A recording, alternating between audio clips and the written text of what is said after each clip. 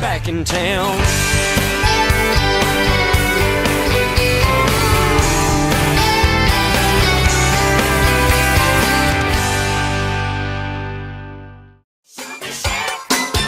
On today's Sugar Shack, via Zoom from Washington, D.C., is the last torch singer, James Anthony.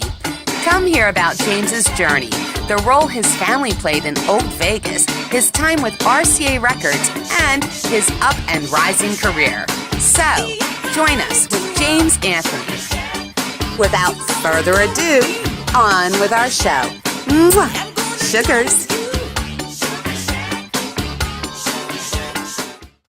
Hi, Sugars. Welcome to this week's Sugar Shack. I have a very special treat for you all the way from Washington, D.C. via Zoom. It's been a while since we did a Zoom. The last time we did one was via London, believe it or not. This one's Washington, D.C. I have with us the last torch singer, Mr. James Anthony. Hi, James. Hi. How are you? I'm doing great. Thanks, Terry. Good. How's the weather there in Washington? The weather is absolutely gorgeous. We're in the 80s and 90s. Oh, you lucky. 90s. Yeah, We we've been in the 90s. We've been fortunate enough to have some rain. As you know, Lake Mead's been drying up. Yes. We've had some. And I remember the days in the 70s when it was full to the hilt. Yes, and we've been having some strange discoveries in our lake. I think you may have heard.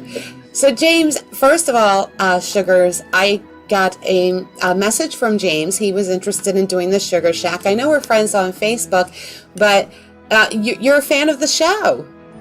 I am. Oh, that's so. I watch it, and when I'm not flying or I'm not traveling, or I have a little bit of time. Right. I like to sit down and peruse through the Facebook and see what I can watch. Very cool. So it comes on at 1 p.m. your time, and he expressed interest in doing the show. Can I ask why? Well, because you're out in my hometown, Vegas, and you're interviewing people, and I figured it was time to go ahead and share a little bit about my family. Right, and your connection to Vegas, James? Is we came out to Vegas in the late '60s. My family came from New York.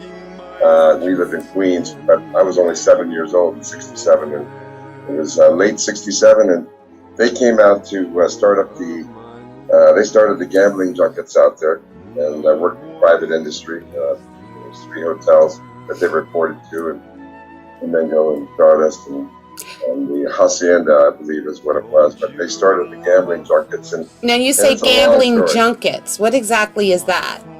Gambling junket is where people put together wholesale packages in order to sell a package for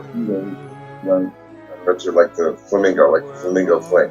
Right. That my uncle named back in the '69, and I still have the brochures, the flyers for this. But you put together a package and you wholesale it to the travel agencies, and we were the wholesaler.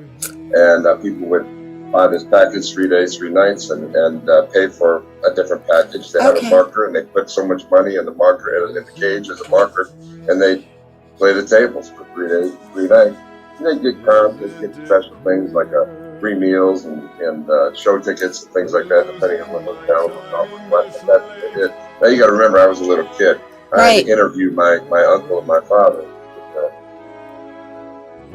You're fading in and out, James. I don't know why. Oh, okay. Well, your microphone is. Your video isn't. Your microphone is. All right. Is that better? Much better. Yes. All right. So, I had to get the scoop of my uncle and my father in order to understand why we were in Vegas from my hometown in Queens. Right. So when I was 7 years old, you know nothing. We went from kicking cans to kicking sand. So that was the way it was. You live life, and as a kid, you go to elementary school, junior high, high school, and then you start asking questions as you become a young adult. Mm-hmm. And, so I learned a lot from the family, and they pulled away from from that private group, which was owned by the Chicago mob. And that's a very private group. Yes, that was a group that Bugsy Malone was running the Flamingo, and he was eliminated from his position. Right. And we don't know what happened to him, but Frank. Come on, you know what happened. Frankie Rosenthal he came from Vegas. He got popped out there, and I mean, he came from Miami. He got popped out there in Miami for fixing games, basketball games, and was kicked out of Florida. So they asked him to go out to Las Vegas and run things, Flamingo. And of course, Stardust was involved with that, the Hacienda, and but my family pulled away from that as years went by because there was trouble there, and they one by one started bringing on the different hotels during the 70s and then the 80s, and I'll never forget it. But there's huge stories. I mean, my goodness, the stories that I can tell you as time went on. It would take a little bit of time, but you're talking, almost 20 something years of us taking care of business out there. And I remember one time at the Sands, I was in the Navy at the time, but at the Sands, I think it was 1980, the Pratt brothers, I think they were known as the Pratt Corporation back in 1980, and again, I'm going from memory here. Right. The GM, Al Holden, came to my uncle and said, "Hey, can you help us out? We know what you're doing to the hotels here. You're bringing in folks and doing very well." And we were, I mean, even the International Hilton, where Elvis performed out there in Vegas, they had about, 1,000 rooms that they had on block at any given time. But they were bringing in every week loads and loads of people, flying them in. We had to lease airplanes. Hawaiian Airlines would fly in. We leased their plane when they were in Hawaii, their planes, and fly to Miami and use their plane while they were here. Oh, it's a whole long story. Kirk Kerkorian, who owned the MGM, he bought the Cal Neva Lodge in Lake Tahoe.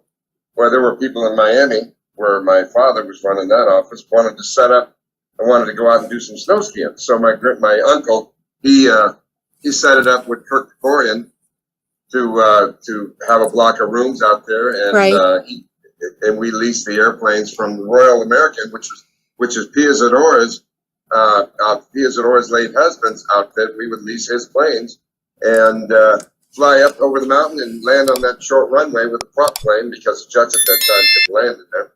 And we'd bring in the folks up at Cal Neva Lodge. And I remember good because I had a gold card there and I could sign for anything I wanted. Matter of fact, when I came there, I was stationed in Fallon, Nevada in the Navy, the bombing range.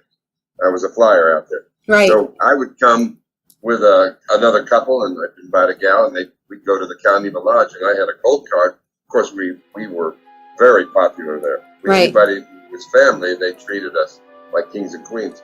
Well, they put me in Frank Sinatra's room. He still had a room there, later on in life, because he didn't pass away until the 90s. Right. But so they fit us in Frank Sinatra's room, and oh my God, it was like heaven in there. He had his own bar. He had his own, a piano in there too, didn't he? Oh my God, what's that? Didn't he have a piano in there too? He had a piano player all the time with him. Yeah. Wow. But it goes on, the Sands, like I said, they came to my uncle and he said, all right, set it up with the board. They had a nice meeting and they said, hey, can you bring 75 people in? Now, the Sands only had 750 rooms. Wow. So it was a small hotel, but everybody was going to the garage, all the new hotels. Right. But they were remodeling it. Can you help us out? They said. My uncle said, I'll tell you what, he heard the story. And he said, you set up 250 rooms and have them ready in 2 weeks. And their mouths dropped to the floor. Well, they had the rooms, somewhat ready. He's on the plane, and back then they had the satellite phones. He gets a call. Dale, I'm sorry, listen, we messed up. We only have 200 rooms ready. So you don't do that to the family, So my point is that you got to follow through with your word. But my uncle gets on the phone with my oldest cousin Cheryl, and now she had a desk in there.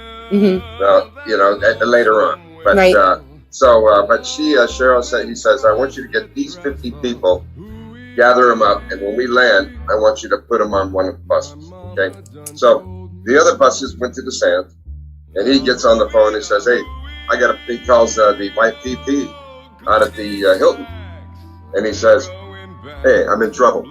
The Sands, they jacked me up here. They shorted me 50 rooms. Can you help me out? And he said, Dale, no problem. Then we're going to set him up there. And so he gets on the bus and he says, and this is how it was.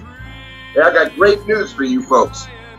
we're setting you. You've been upgraded. We're setting you up at the Hilton. And of course, back in the '80s, it was like, right, everything was party plane, party bus, everything. Which is now the Westgate, is that right? That's the Hilton you're talking about? The International Hilton. Right. That's the Westgate now? I believe it is. Yeah, yes, yeah, where Barry Manilow plays, where Elvis used to play. Well, the Elvis, I used to go see Elvis there with my mother. Right, so it is the Westgate now. Okay. Yes, that's right. Wow. No, I haven't lived in Vegas since the '80s. I moved to Los Angeles, and I got involved with RCA Records when I was touring from it. But that was the Sands. Now I will tell you that that was when the Pratt brothers bought it out from the Howard Hughes Corporation. Right. And then around 1986, 87, I can't remember the exact dates, Kirk Kerkorian bought it from the Pratt boys.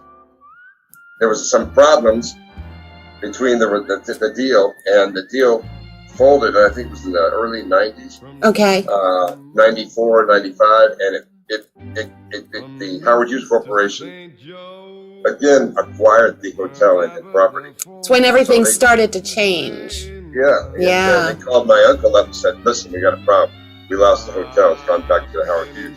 Wow. My uncle said, "What's the problem? I would have gave you it. What was the problem?" And they went through that, and he said, Al said, "Expect a call from Howard Hughes Corporation." Now at this time, we at the point, the early stages, we had 250 people coming to a 750 room hotel. Oh my God. That's some pull. You got a lot of pull there. Right. It got into 500 people every other week, and that's a lot of pull. That is. So he goes in. They call him up, and he goes into the Howard Hughes office in Las Vegas, and he walks in there. It's a beautiful office, terrazzo room. There's a couple of goons on each side, and the VP is sitting there behind his big desk, and he's got these whiskey bottle, these barrel chairs. Now my uncle. Right. You guys realize my family's a big family. 6'5", 6'6", my grandfather, my uncle, my father, I'm 6'2". Oh my God. But my uncle, he had hands and my grandfather like cigars, fingers like cigars. So he can't really, he's a 300-pound solid muscle man. He's squeezing in this, he says, "Have a seat." Now he squeezes in these whiskey barrel chairs. So that was the fashion back then, So he sits there, this VP sitting at Howard Hughes Corp. He's behind the desk, and he's very rude to us, to my uncle. Oh, wow. Everybody who knew our family, they weren't rude. No, you had to respect. We brought the Las Vegas out of the slump they were in during the 80s. Right. So the bottom line, he says, "Listen, you're not running things here anymore." And he's talking about the Sands. And he says, as a matter of fact, I want you to get that GD, slang word, it's just a profanity for God. Get that God GD floozy girl out of there with that desk, You're not running things here anymore. As a matter of fact, we're cutting you down to 150 rooms. Oh my God. So my uncle looked at him. Now he's a big man, 6'5", Right. And he looked at him, and he looked at the left, looked at the goon, and looked at the other goon over there, and he said, he stood up so fast and slammed his hand on the table, on that desk. He stood up so fast that his knees pushed out that whiskey barrel chair, slid it out, and fell backwards about 10 feet, It fell backwards. Now those goons, they perked up. He's a big man, Right. And my uncle slammed his hand down, and he says, "Let me tell you something. I don't like the way you treat the Pratt brothers, and I don't like the way you treated Kirk Kerkorian. We were doing business there. We had people in the casino gambling, right? We got people in the restaurant, people in the showrooms. Wow. What's the problem? What's the problem? And that Lucy you're talking about," he says, "that's my daughter, So oh, no.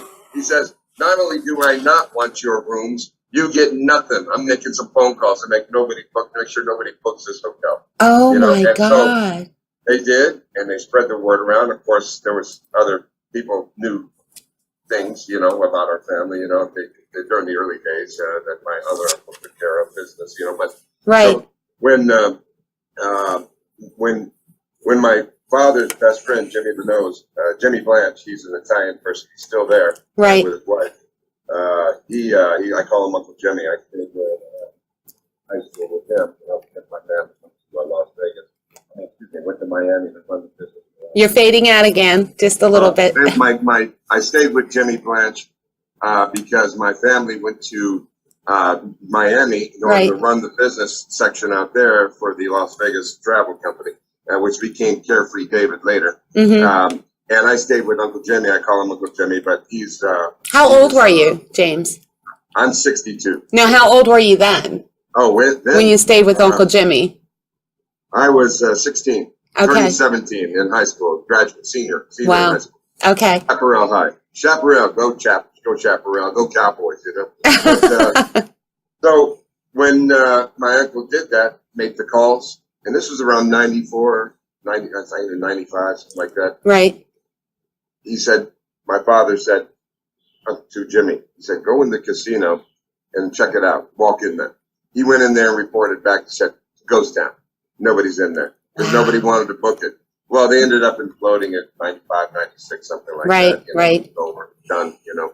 But those are some stories, you know. People don't know the real stories behind this, you know, the backstories, you know. And I hate to be the one to even share this, you know. Right. Because the Sands had such nostalgia, you know, with the Rat Pack. You know. Yeah. But, hey, we know the stories are out there. If you don't, then you're being naive. But what we're going to do, we're going to take a quick break for a word from our sponsors. And when we come back, we're going to find out more about James and how he got into the music end of things. And I'm also curious if you could tell us a little bit about how entertainers were treated back then. But we'll get to that after this word from our sponsors. Royal Pacific Global Media and the Clark County Theater proudly present Denise Fulihan and Friends.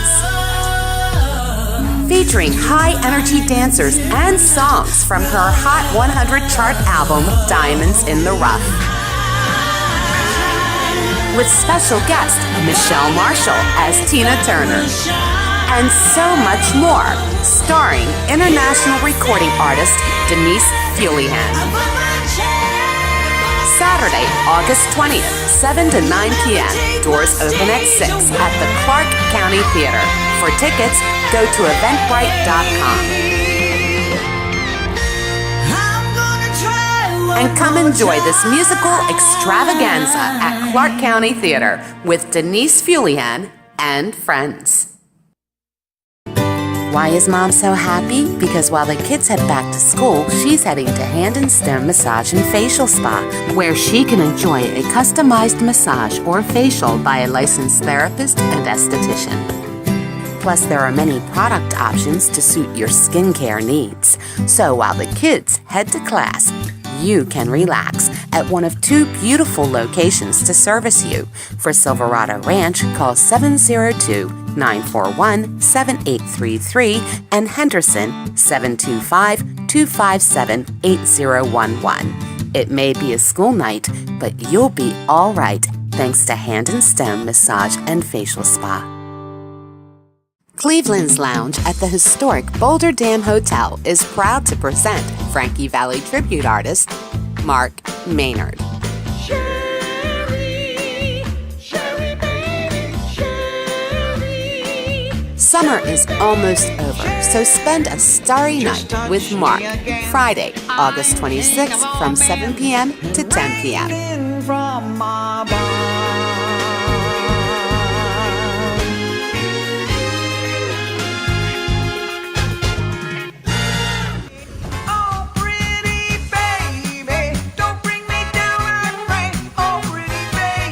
Enjoy his Frankie Valli tribute and so much more at Cleveland's Lounge. Call 725-218-3001 to reserve your table for Friday, August 26th for Mark Maynard. And we're back with James Anthony, otherwise known as the Last Torch Singer, and he's giving us so much fascinating information about his family and their time in Vegas. And a lot of the entertainers here today, James, I'm not sure if you know, but, and I hate to put this out there so much, but Sugar Shack is a strong supporter of the local talent. And one of the issues is the talent is not getting paid what they're worth. They're not treated like they used to be treated. I mean, you were around, you saw how entertainers were treated back then and compared to today. What was it like back then? Do you remember? Goodness, back then I was performing for many of the showroom shows, and it was just a different draw. You know, what had happened is that, somewhere along the lines, casinos felt that the customers were not VIPs anymore. Right. So they felt the bean counters, I guess. What happened is the bean counters felt that, no, we need to not really rely on the entertainment for the draw, which is always how it's been. Right. That's what brought people there. Not the gambling. And the gambling was a big part of it. Right. And here's what they did. They made sure to get them nice and sloshed up in the showroom. Right. All right, you got a couple of tickets for free drinks. Hey, when the drinks were the draw. Right. Gamble, you get free drinks. So the people would come in, and so we would. I remember many. Oh my gosh, I can't remember how many shows that I'd gone to when they give you a couple free drink tickets. You sit down. You have. Yeah, they don't do that anymore. By then, you have you get your cocktails, you drink, and the show's over. Well, guess where they want to go? They're a little tipsy. Hey, go gamble. Gambling, Right. They walk right to the tables, Right. So that's how that formula worked. Mm-hmm. That formula was the best formula, and because the casino made a lot of money, mm-hmm. the entertainers got paid. Thank you. That was the way it was. Right. The entertainers were brought in from all over the world. Mm-hmm. And I will tell you, I remember that when my family went to Jamaica. Okay. And they went to Jamaica and they discovered this hot artist over there. They brought him. They talked to Steve Wynn.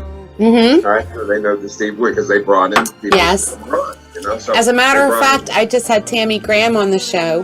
Her uncle owned the Golden Nugget, which he sold to Steve Wynn. So that's funny that you should bring him up. Anyway, I'm sorry, I didn't mean to interrupt. Go ahead. Oh gosh, there's a whole story behind that we know. About Steve Wynn's father, how he, made good money. He was a baker, but that's a whole other story. But they told him about this guy, and they traveled sometimes with. You're fading out again. He traveled sometimes with he and his wife, and so they said, okay, let's take a look at him. So they brought this Jamaican guy in to the, oh my gosh, what hotel was that? I think it was a Mirage. Yeah, we have, yeah. And I remember he would do the house was on fire. He did these songs. They brought him into back then the lounges. The lounge acts were big acts. Yeah. These were huge acts, not international acts, but right. The lounge shows were brought in, paid very well. Right. And the deals, he brought this guy in, and I have his name. I've got his picture because I know who he is. I just can't remember his name. Right. But he would do that song. The whole casino would stop and stand up, the house, and just play, just sing along with this guy. But that's how popular this guy was. The casino loved him. Steve Wynn loved him, gave him a deal. He said, you can go to college. The guy wanted to go to college. Right. He lives in Los Angeles now, and gave him a deal. He paid for his apartment, paid his wages, and paid for his college. Right. And that's the deal you got back in and during that time, back in the late 70s, early 80s, And so that's how it works, Yeah, I mean, because I see performers now, and they really work hard. I mean, people don't realize, and I say this many times on the show, there's the practicing, then there's the setting up. The setting up and the sound check, and then they do the show. And when they perform, they're performing. They're not just up there singing a song. They're putting their heart and soul into it. Then there's the breaking down of the equipment. They could have a gig 6 to 9, but by the time they get home and they're all unpacked and put their stuff away, it's almost midnight or 1 a.m. And I have very many performer friends that the moment they open their mouth to sing, people stop and listen. And they are bringing the crowds into the venues. And one of the things I want to know if it's different than back then, it's up to the performer now to advertise the show. It's completely on the venue doesn't do it except if they have a marquee. That's it. There, so much has changed. Keep in mind, I was touring with GMA Agency. Right. I was with RCA Records when I was with ROADHOUSE when I got out of the Navy. I saw that, yes. In the early Not 80s, Roadhouse, the movie gang. right, the band. Right. And that was the band that I got inducted into the Rock Hall of Fame there. Right. Rock reunion. So in 2013. So I will say that that was when I came back to Vegas, that was my first. I had lost someone dear to me. I was engaged, and Wanda was moved to my mother's house in Las Vegas, and she was waiting for me. And I had one last deployment to go on in the Navy, and her son, Michael, and Michael had died, and through kidney failure. I'm so sorry. They thought he was ill, and what I was told through when Wanda went to the funeral and that she had drowned. Oh my God. Accidentally, and so I before I got out of the Navy, and it was a terrible situation. But, tragic. I'm so sorry. Yeah, it just happened. She was a good swimmer. I don't know what happened. This is what I was told by her mother, so it was one of those things that I got out of the Navy and joined Roadhouse. I auditioned and I performed with them. It was we did this for about a year. Then they retired. They were, a little bit older. The main members were older, and they had been doing it since the early '70s. And so I retired from that. Then I started performing with different groups in Las Vegas and the show bands, and I could read music, so that was a benefit for me. Big time. And the difference is that when you were performing, you had the staff that tore down and set up your equipment, helped out. Right. And whether it was in the lounge, you had people to help you. It wasn't just all about you or nothing. They advertised. They put it on the marquee. See? Lounge here. Put it in all of the newspapers. See, now they do put it in the lounge and the marquee. Then, well, newspapers are non-existent pretty much anymore. That's right. But so, they really barely, you would think a radio ad or, a internet ad or something like that. Right. But But the lounges have changed. They become these hotel rooms. That instead of a true lounge with the cocktail tables there where you can order a drink and you're sitting in a lounge watching the show, and the casino's right there. Right. Now a lot of them have gone to the Holiday Inn type situation, conference room or something where they put up rows of chairs, and it's just different now. Right. The people are responsible for their own setup, and that's their showroom, they call it. So that's how it's changed. But it's not only that, the people that, whether they're an impersonator. Mm-hmm. I mean, look at Bob Anderson. Right. Bob Anderson, yes. I know. Bob Anderson was just on my friend's variety show. Mark O'Toole had a variety show. He had the entire show was all about Bob Anderson. What a talent! I had the pleasure to meet him after the show. So honored. That's so funny you bring his name up. So are you friends with him? Yeah, right. He invited my wife and I up to Canada for a couple days to spend with him, and they were very, gracious. We got free passes, and we went and talked to him. We were interested, and my other company was interested in booking him, and I also have a booking. We book talent and we invest in talent. So it's not just about me performing, but we also invest in talent. But look at Bob Anderson. Back in the day, he was a comedian. He was an impersonator. Did all the greats: Dean Martin, Sammy Davis. That's right. Yeah. But it was all about the delivery, and they got paid for it. Yes. Now it's different. Mm-hmm. It's completely different. The GMs and the people, the bean counters, those people, the executives, those people that took over positions, they came out of college, they took over positions of folks that were running things back in the day. And when they took over, it was a different generation. Right. That new generation said, no, wait a minute, I don't like this formula. And then this was during the 80s and then slept into the 90s, okay? Mm-hmm. Well, I will share with you that when that happened, things weren't going so well for Vegas, okay? Nope.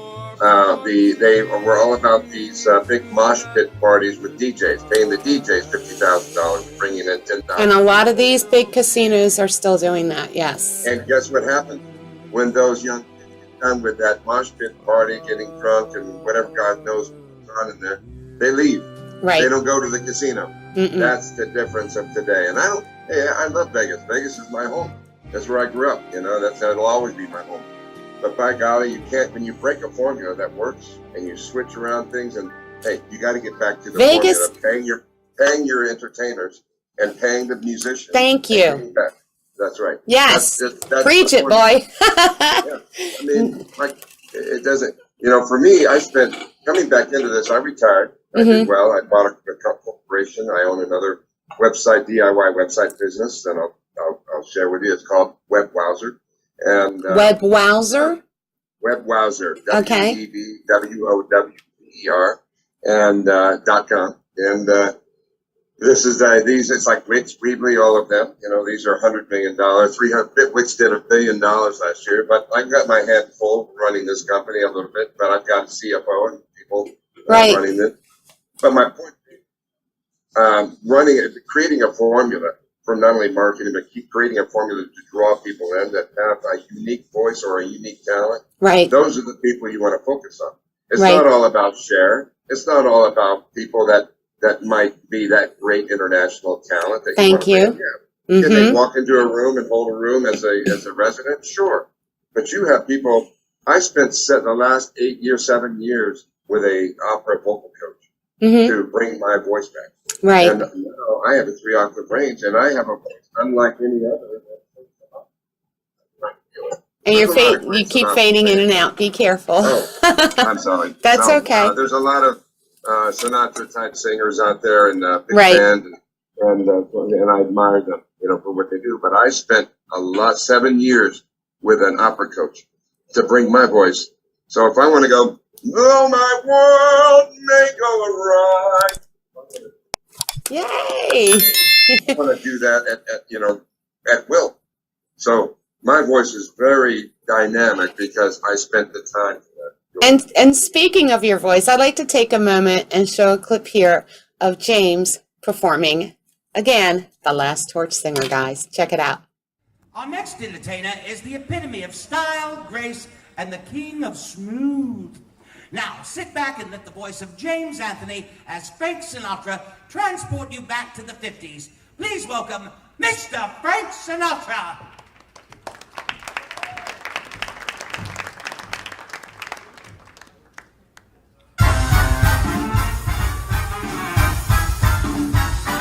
Brazil, where hearts are entertaining June. We stood beneath the amber moon and softly murmured someday soon. We kissed and clung together. Then tomorrow was another day.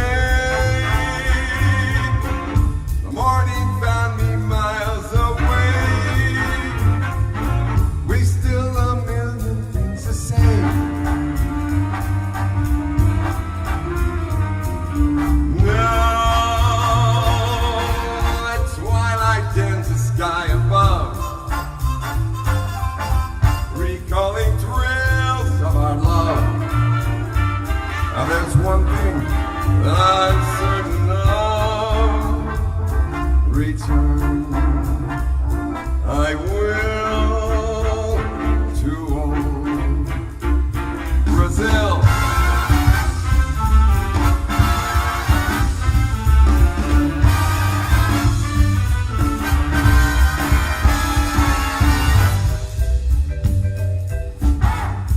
A little stop at the action for you.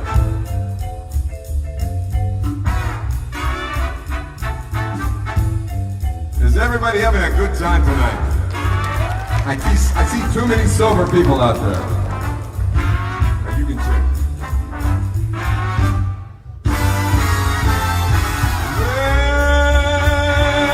When tomorrow was another day, the morning found me miles away, when still a million things to say.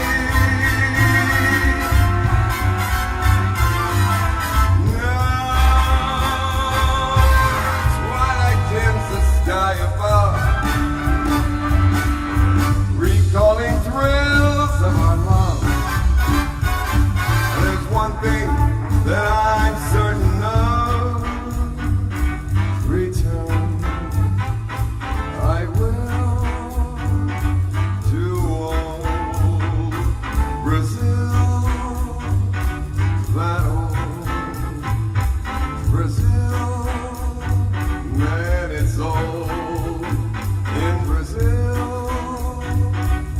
Brazil, Brazil,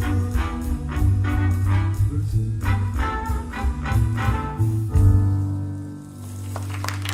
Ladies and gentlemen, James Anthony. And we're back with James Anthony. What a beautiful, strong voice you have. I love your vocals. So terrific. Thank you. So terrific. James, you're going to be visiting us in October, is that right? I am. I'm coming to my 45th high school reunion. No, it's not 45 years, is it? 45 years, baby. I'll tell you. I don't count Amazing. anymore. Once we hit 20 years, I said, I'm done counting. No more counting. And during the break, while James was singing, I had gotten a text from a mutual friend on Facebook, Mr. O'Toole, and I mentioned to him, yes, Mark, that O'Toole. Yes, that you mentioned Bob Anderson, and we thought, wow. So he was really floored that you mentioned Bob and that you knew who he was. That was pretty cool. So, yes, you and I were talking. You mentioned Bob earlier. You have a fantastic voice. You're coming out to Vegas in October. How long will you be staying with us for your visit? I'll be out there a week. I'm gonna, not just for the reunion, but setting up some meetings with some folks out there that, and my show is a different type of show. Well, of course, I do all the swinging songs and the big ones. Right. And but I do a slew of torch-style saloon songs that many people have really never heard of or just cannot do. Which you were just singing during the break. I'm sorry, I don't mean to interrupt. We had so many technical difficulties today. We've been at this since 3:30 this afternoon, Vegas time. It's now 5:30 when we're recording this. Notice the window, gang. When we contacted him, it was daylight. Now it's dark. Thank you so much for your patience. That's what you, at least we have this technology. That there was a time we couldn't do this. So your visit, you're going to have some meetings and whatnot. I imagine business meetings. Do you plan on stopping anywhere, maybe an open mic somewhere and singing? Well, I'm hoping. I contacted,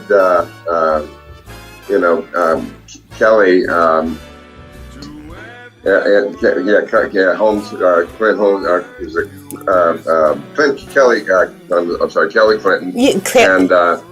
But she hasn't responded. I congratulated her for getting her position at the Sterling Club, which is really cool. Yes. I had sent some materials to the Sterling Club, and you never know, but I had spoke prior to her getting her position there. But all I can do is come back. That's my hometown, and I sing these songs because that's just what I do. I've experienced a lot of pain in my life and a lot of ups and downs. So every song that I sing is from actually personal experience. Right. But I have to say that going back to Sinatra's arrangers, rather than the writers were great, but the arrangers like Axel Stordahl, Nelson Riddle, oh my gosh, even Luck Be a Lady, just different songs that are arranged so fabulously for Frank Sinatra's voice. Right. And I got struck by lightning in Florida in Wait a minute. You mean literally struck by lightning? It struck a tree. It was an indirect hit that came to the ground and got me. And oh my so I was God. in the hospital and had to go through therapy and some speech therapy and regained everything. But left side of my side was paralyzed a bit, and slurred speech, but my tongue was numb. So long story short, I went through therapy. My father gave me a CD. He said, boy, I was always boy growing up. Right. Boy, I want you to sing some Sinatra. He said, you got the voice for it. And I said, Pops, listen, I was a drummer, backup singer my whole life. I'm not a lead singer. Well, turns out that when I went through therapy and it took about a year, but I'd sat in my car as I was traveling around as a business consultant in 2006. And I looked at that CD and I got tired of the late night shows and pushing this button in the 70s, 80s, and everything. I had already heard it. Wow. I took it out of the cellophane, stuck it in. It was nothing but the best of Sinatra.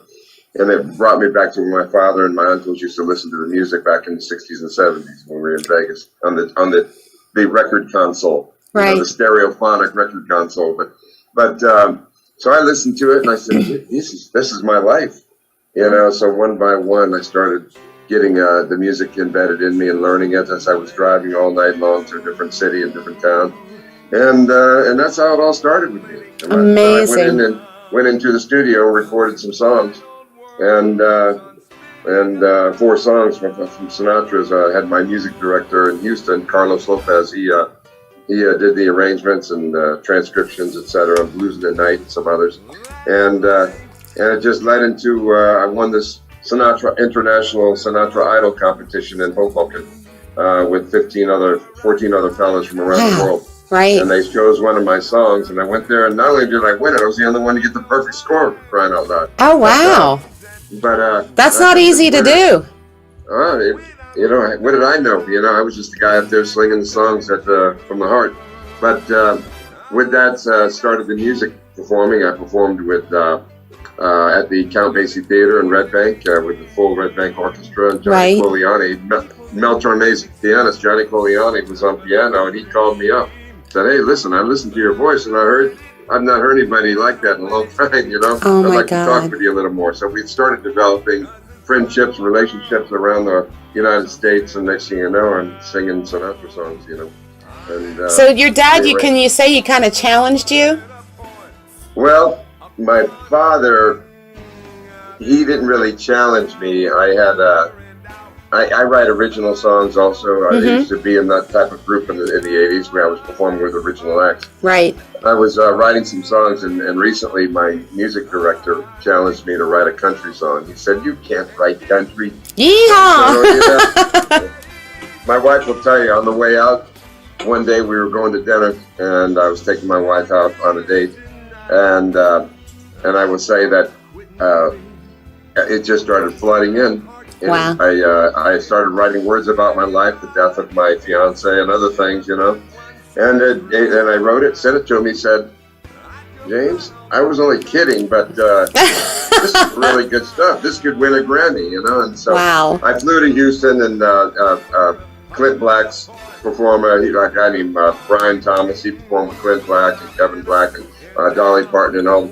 So we got the dream team together, and we recorded in Houston recently, and it's called Drink and Swear and Fight, Man. It's actually on my James Anthony website at the very bottom, Okay. But I just registered it with BMI. We have another one coming called Dream With Me that I wrote for my wife. So it's coming, and it turned out beautiful, But yeah, so that was the challenge, and I'm back into writing originals. But I just don't perform. Because I was in the industry as an assistant tour manager, Right. light rigger. Just thick in the industry. If you're not performing, you gotta survive to pay the bills. Right. That's what we're talking about. How hard musicians work. They may not just perform and rehearse, get on the soundstage and develop the show with lighting dynamics and everything. They actually will do other things to survive because that's what you have Yep. to do. And when my friends were not doing well in Las Vegas in the entertainment industry, I decided with my business partner, I said, I want to start WebWowzer, a place where they can develop their own websites and put their music out there, or start a Nice. business or something to become. So that's how all that started, trying to give back. We also give back 3% to a scholarship fund for the underprivileged teens and Oh, wow. young adults.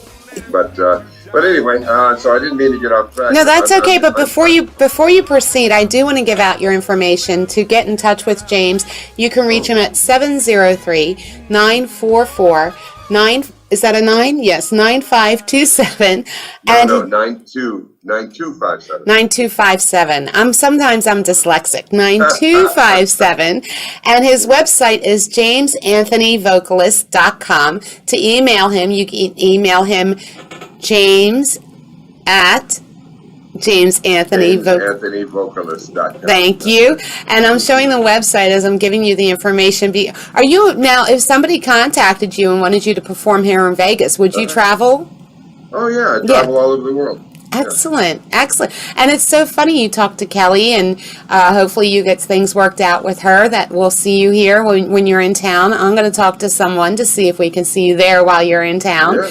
And I've got my own charts. I have full books, anything ranging from piano vocal all the way up to 50-piece orchestra. wonderful. I got thousands of charts, so I can provide very well-written charts. Excellent, excellent. But what we need to do before we go on again, we do need to take another short commercial break, and then we'll be right back, because this time when we come back, James is going to be spilling the sugar. Okay.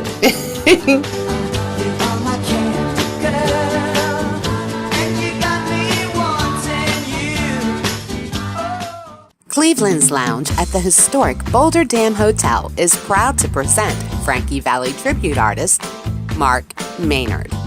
Sherry, Sherry, baby, Sherry. Summer is almost over, so spend a starry night with Mark, Friday, August 26th from 7 p.m. to 10 p.m. From my barn.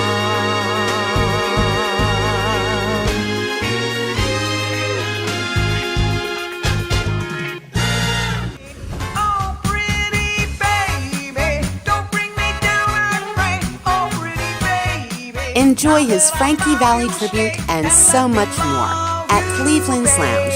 Call 725-218-3001 to reserve your table for Friday, August 26th for Mark Maynard.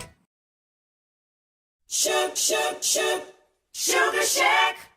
Sugar Shack is on its third season and you can be a part of the excitement. Promote your business or show with professional ads at affordable rates and no contract. Call 802-87-SUGAR. That's 802-877-8427 or email terrysugarshack@yahoo.com and become a Sugar Shack sponsor today. We look forward to working with you. Mwah! Sugars. Royal Pacific Global Media and the Clark County Theater proudly present Denise Fulihan and Friends. Featuring high-energy dancers and songs from her Hot 100 chart album, Diamonds in the Rough. With special guest Michelle Marshall as Tina Turner. And so much more, starring international recording artist Denise Fulihan. Saturday, August 20th, 7 to 9 p.m. Doors open at 6 at the Clark County Theater. For tickets, go to eventbrite.com. And come enjoy this musical extravaganza at Clark County Theater with Denise Fulihan and Friends. Why is Mom so happy? Because while the kids head back to school, she's heading to Hand and Stem Massage and Facial Spa, where she can enjoy a customized massage or facial by a licensed therapist and esthetician. Plus, there are many product options to suit your skincare needs. So while the kids head to class, you can relax at one of two beautiful locations to service you. For Silverado Ranch, call 702-941-7833 and Henderson 725-257-8011. It may be a school night, but you'll be all right thanks to Hand and Stem Massage and Facial Spa. We're back with James Anthony, the last torch singer, and he's going to be spilling the sugar. Oh my goodness.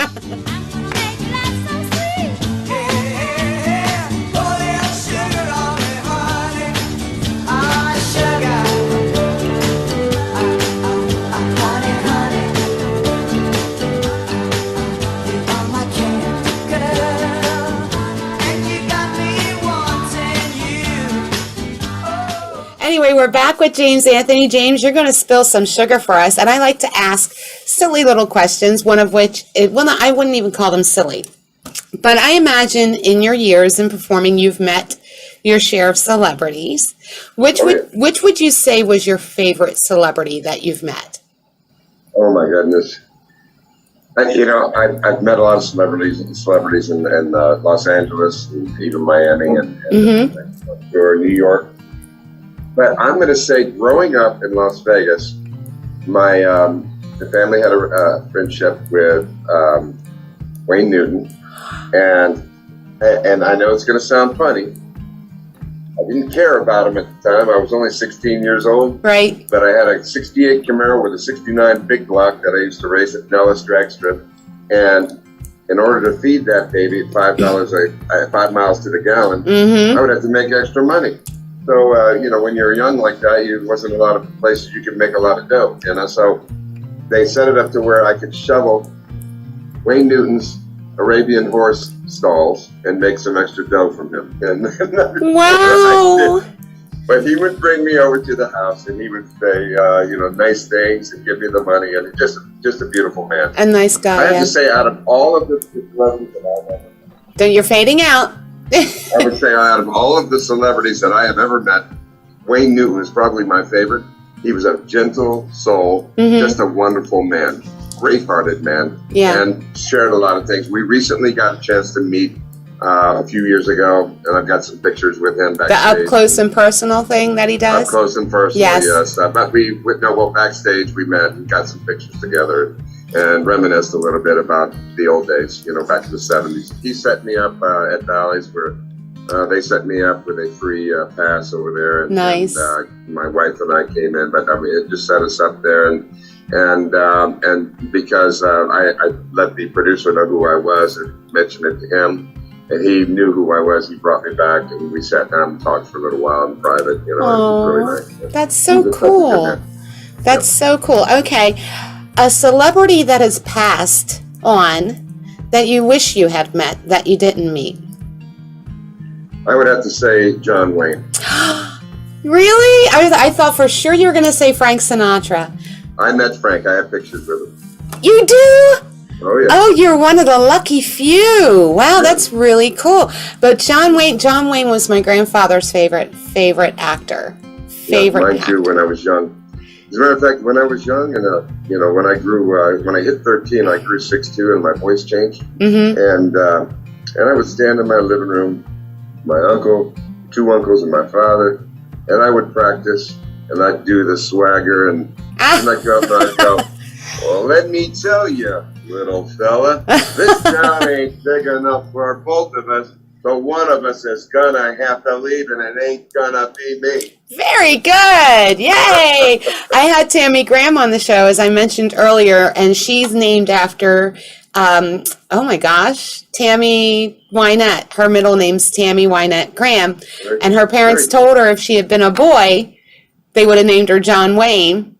So she and I got into, and I was like, wow, hello, little lady. I can't do it that well, but let me tell you, little lady. That's right.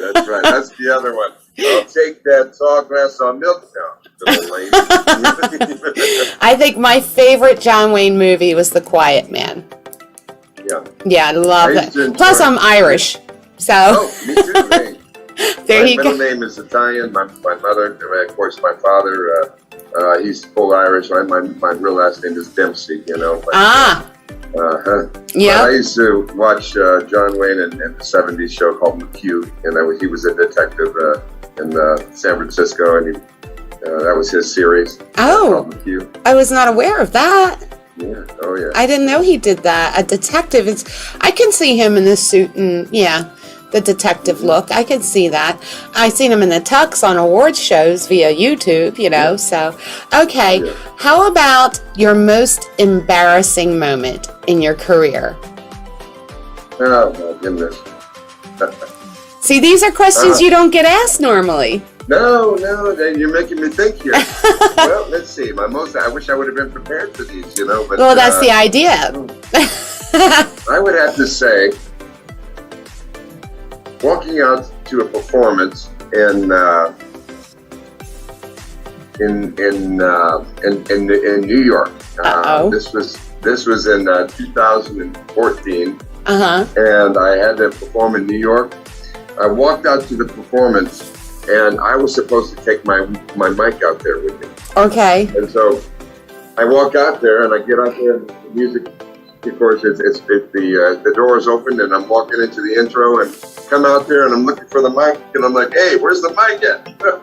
Of course, the roadie came running out there. I got to give the signal to the band, Okay. At least you had a band. It wasn't a track that you couldn't stop. Oh, that's true. I've had performers do that with no microphone, and the track is going 45 seconds into the song. Okay. Yeah, that's true, yeah. What about your most touching moment in your career? One that'll always stay with you that you'll never forget, besides meeting Sinatra? The touching moment, there was a gentleman here that I performed, the U.S. Navy. They knew who I was as a Navy man myself. But James Ace Lyons, he was a control. He was he was for many years. He lived till his 90s. He was an ace pilot, Wow. and he was controlled the Pacific Fleet. That's how he's an admiral, and he hired. I didn't know at the time. Somebody else, his daughter, hired me to come out and perform for their. I think it was a 65th wedding or 60 something wedding. Oh my anniversary. God. And that was about 5 years ago. And then I met him and I realized who he was, James Ace Lyons, Admiral James Ace Lyons, and all of the captains and different people were there, who were out of Washington, D.C. And I'm performing, and as I'm performing, one of the songs was he asked me to do Sinatra, and I did. It was a very good year. Oh, I When love was that 17. song. Yeah, that one there. Yeah. So I was performing the song, and his wife and he got up to dance and started dancing.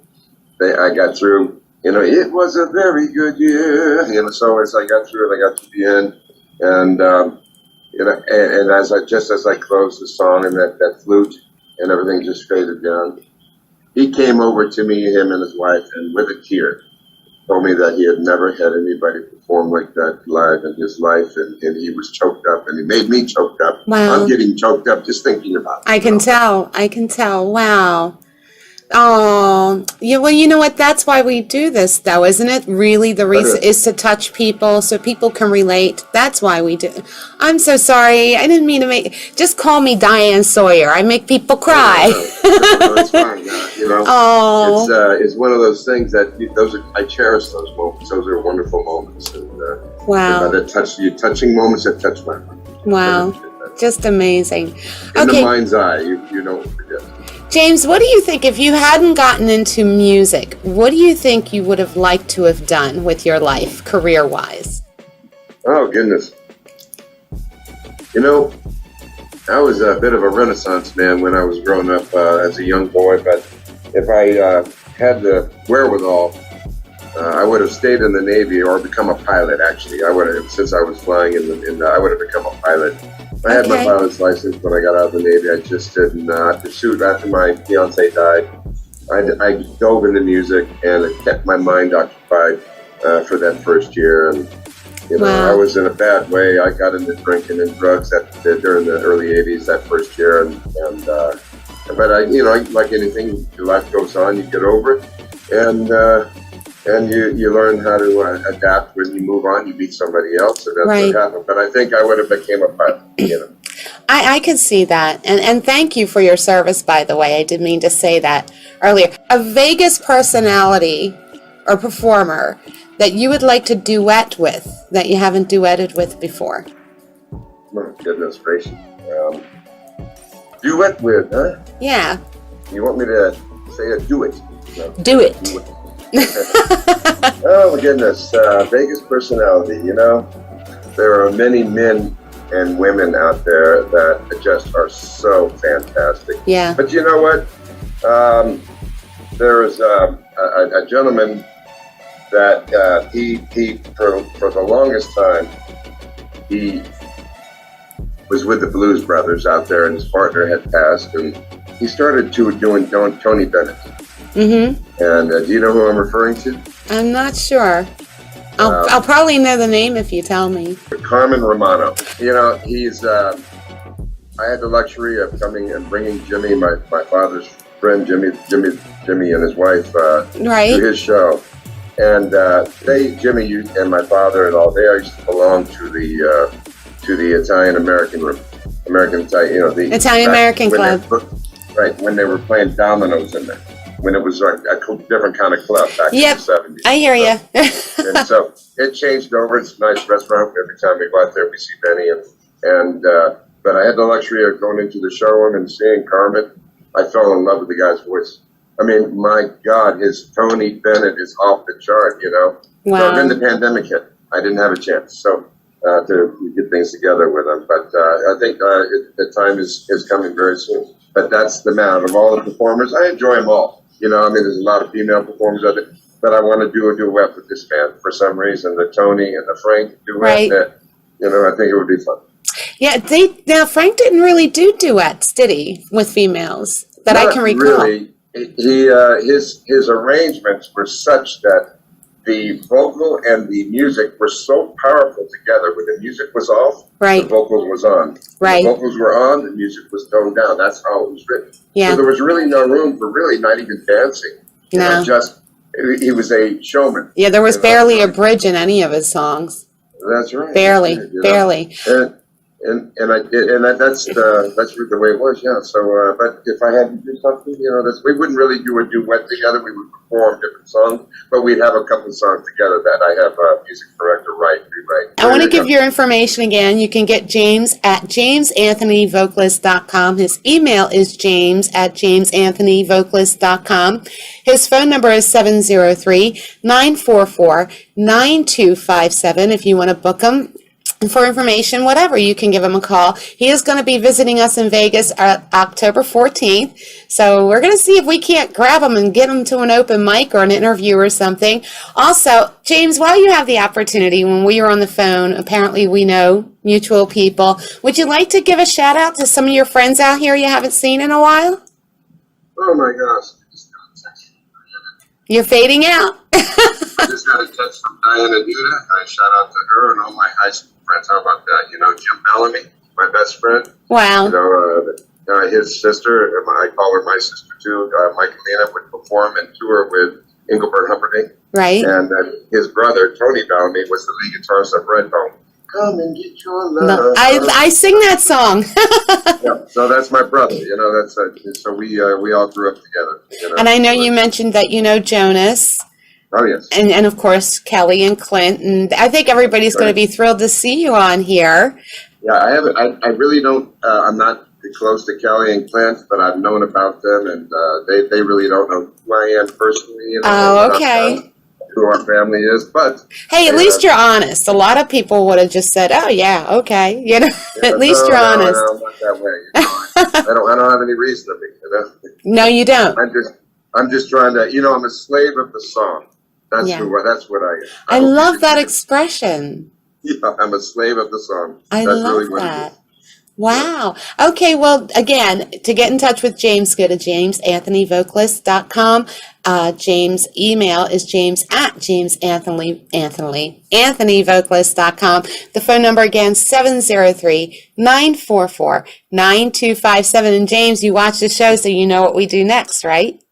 What do we do? Oh yeah, sugar. Yeah, you got to do it. Whether you're a man or not, the men have to do it too. Are you ready? On the count, whoops, there's something popping up on my screen here.